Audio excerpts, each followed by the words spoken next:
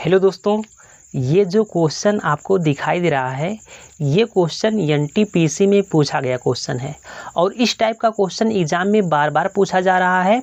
और इस क्वेश्चन को कैसे सॉल्व करेंगे आज हम लोग यहाँ पर देखने वाले हैं। और सेम इसी टाइप का एक क्वेश्चन आपके लिए दिया जाएगा, उसका आंसर आप लोग कमेंट बॉक्स में बताएंगे। देखिए इसमें क्या लिखा गया है। इसमें लिखा गया है विमल किसी परीक्षा में 46% अंक प्राप्त करता है, फिर भी परीक्षा में 10 अंक से अनुत्तीर्ण हो जाता है।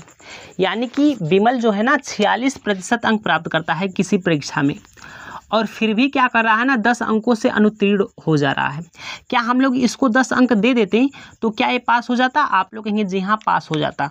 तो हमने क्या किया ना, इस विमल को ये 10 अंक दे दिया तो ये क्या हो गया, आप लोग ये पास हो गया। ये क्या हो गया, आप लोग पास हो गया। आगे देखिए क्या लिखा गया है। आगे लिखा गया है यदि 52% अंक प्राप्त करता तो उसे न्यूनतम योग्यता से, यानी कि ये क्या है, आप लोग न्यूनतम योग्यता है ना, इससे 8 अंक अधिक प्राप्त होते। यानी कि अगर वो 52% अंक प्राप्त करता ना, 52% अंक प्राप्त करता ना, तो ये जो न्यूनतम योग्यता है ना इससे 8 अंक अधिक प्राप्त करता। हमने कहा अगर इसके बराबर अगर हम लोग करना चाहते हैं ना तो ये 8 अंक हम लोग घटाना चाहते हैं तो घटा दिया। हमने कह दिया कि ये भी क्या हो जाएगा, पास ही हो जाएगा, बिल्कुल हो जाएगा। हमने कहा ये भी न्यूनतम योग्यता है, ये भी न्यूनतम योग्यता है, तो क्या हो जाएगा, एक दूसरे के बराबर हो जाएगा। अब हम लोग क्या करेंगे, परसेंट को परसेंट की तरफ लेकर जाएंगे और ये जो अंक दिया गया है ना अंक को अंक की तरफ लेकर आएंगे। हमने कहा यहाँ पर 52% था, 52% को अगर हम लोग यहीं पर रहने देते हैं तो 46% को इस बगल लेकर जाएंगे तो क्या हो जाएगा, माइनस का 46% हो जाएगा। यही होगा, बिल्कुल हो जाएगा। हमने कहा 10 अंक यहाँ पर हैं, अगर 8 अंक इस बगल लेकर आएंगे तो ये माइनस का है, इधर आ जाएगा प्लस का हो जाएगा। हमने कहा 52 में से जब हम लोग 46 को घटाएंगे कितना आएगा, आप लोगों 6% आ जाएगा। तो 6% का मान कितना हो जाएगा, आप लोगों 10 8 18 हो जाएगा। हमने कहा 1% का मान कितना हो जाएगा, आप लोग 1% का मान हो जाएगा 6 3 18 यानी 3 हो जाएगा। इसमें पूछा क्या गया है, इसमें क्या पूछा गया है, देखिए कहा गया है परीक्षा में उत्तीर्ण होने के लिए आवश्यक न्यूनतम अंक कितने थे।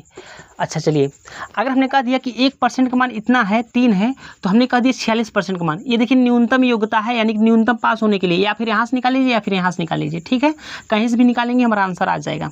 हमने कहा 1% का मान जब 3 है तो 46% का मान कितना हो जाएगा, 46% का मान कितना हो जाएगा, तो आप लोग कहेंगे 3 6 18 यानी 46 गुणे क्या कर देंगे, आप लोग 3 कर देंगे। 3 6 कितना हो जाएगा, 18 हो जाएगा और 3 चौको 12 और 1 कितना हो जाएगा, 13 हो जाएगा। आप लोग कहेंगे 138 अंक आ जाएंगे। तो हमने कहा 46% का मान कितना हो जाएगा, 138 हो जाएगा और प्लस का कितना था, आप लोग 10 था, तो इसको हम लोग जोड़ देंगे तो कितना हो जाएगा, आप लोग 148 हो जाएगा। हमने कहा न्यूनतम अंक कितने हो जाएंगे पास होने के लिए, आप लोग 148 अंक कितने हो जाएंगे, 148 अंक। तो इस क्वेश्चन का राइट आंसर कितना हो जाएगा, 148 हो जाएगा। क्या हो जाएगा, 148 हो जाएगा।